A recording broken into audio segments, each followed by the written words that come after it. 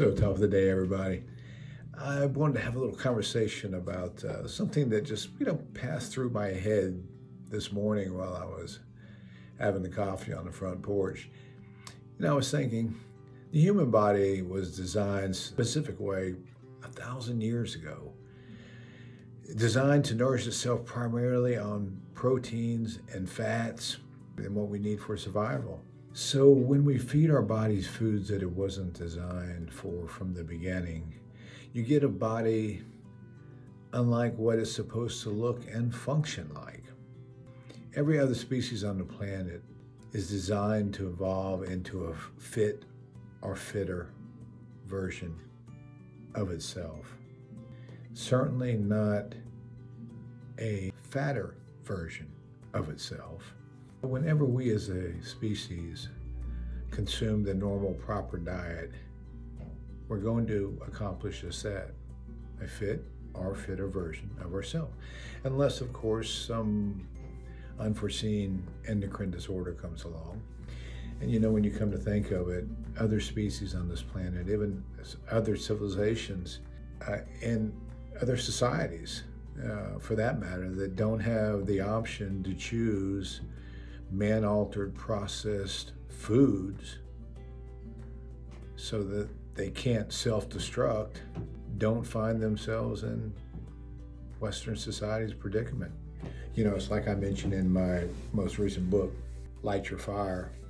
Don't worry about getting fit. Get healthy, and fit will follow.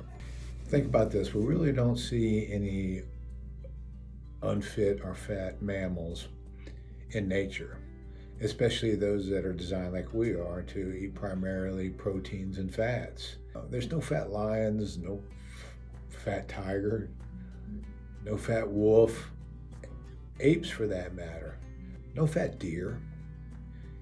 Even grass-fed cows are fit, or at least until man starts feeding them corn-based food with the high sugar carb content of corn feed. Then what do you get? Well, you get an obese cow, just like the obese human being. I joke often about, you let a cow out of a barn.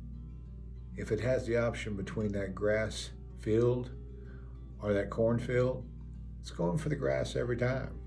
Have you ever seen a grazing cow in a cornfield? Enough said. So not to oversimplify, but I get the question all the time. Is this good to eat? Is that good to eat? What should I consume?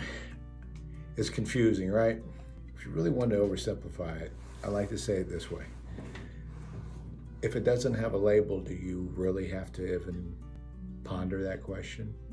An orange, very healthy food, fine to consume. Orange juice, well, now it's a man-made product. It has to have a label. That in itself should pretty much answer your question. Most food coming out of the ground directly, no need for a label.